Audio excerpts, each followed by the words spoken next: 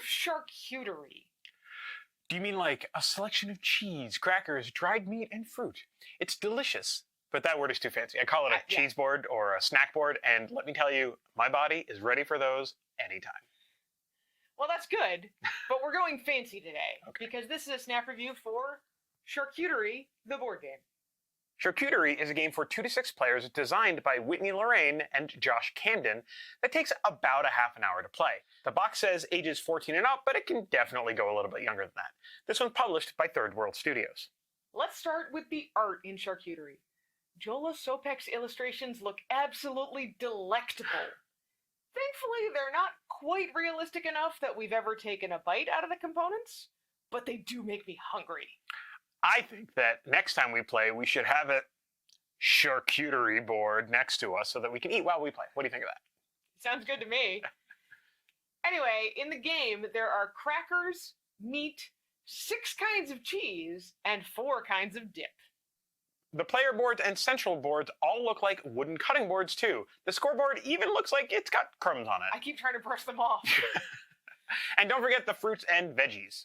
Wait, tomatoes are a veggie here? Yes, as the rulebook quotes, knowledge is knowing that a tomato is a fruit. Wisdom is not putting it in a fruit salad. Okay, you're making me hungry.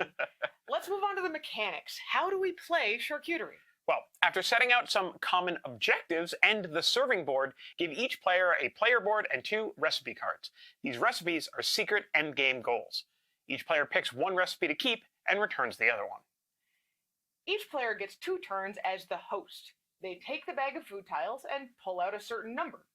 You can see this table of how many tiles to take out determined by the player count. Then the host stacks them into as many piles as there are players, with the same number of food tiles in every stack. Starting with the next player, everyone gets to choose a stack to keep. The host gets the stack that's left at the end.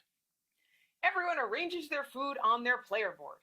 Overlapping foods is fine, but each food tile needs to actually touch the board, not hang over the edge, and not be fully supported by other foods, and have at least half of the tile showing. Once everyone has had 2 turns as host, you've got a minute left to finish arranging your boards because the guests are here. Work through the public scoring objectives for each player, then everyone reveals and scores their own recipe card. Compare your scores and see who is the best host. Other than looking delicious, what did we expect from this game? I'm actually not really a big I Split You Choose guy, so I played Charcuterie mostly to support some of the people we know who worked on making this game, but I didn't really expect to fall in love with it. I expected this game to be more complex than it is.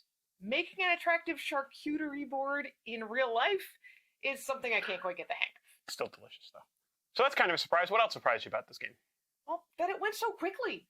And even though you have a lot of scoring conditions, there are 4 public objectives and a private recipe, it didn't feel like I had to juggle a lot in my head. It's really easy to boil it down to something like, I want more cheeses in this group, and I want to pair up meat and crackers. I definitely enjoyed Charcuterie more than I expected to.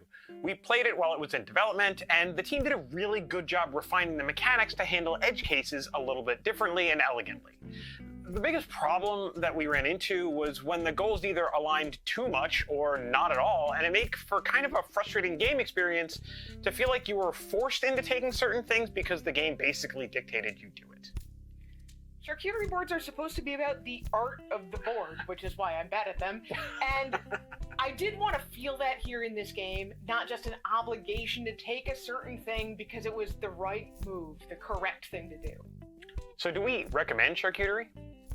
This is a game that's a great way to get everyone around the table, whether you're a family looking for something that feels a little bit more grown up, or seasoned players wanting an appetizer before a longer game. Like many I Split You Choose games, there's a lot of randomness in what comes out and when. So that can cause some frustration. You might end up in a situation where a category of food you really want simply always gets taken before your turn. Or you could end up in a situation where the goals are really opposite to one another or make it impossible to fulfill both of them. This can be frustrating when one of the components of multiple goals is in short supply. And you probably won't want to play this with younger kids. The objectives do require some reading. And they might be tempted to put some of these in their mouth. Overall, we give Charcuterie 3.5 bites out of 5. And that's charcuterie in a snap.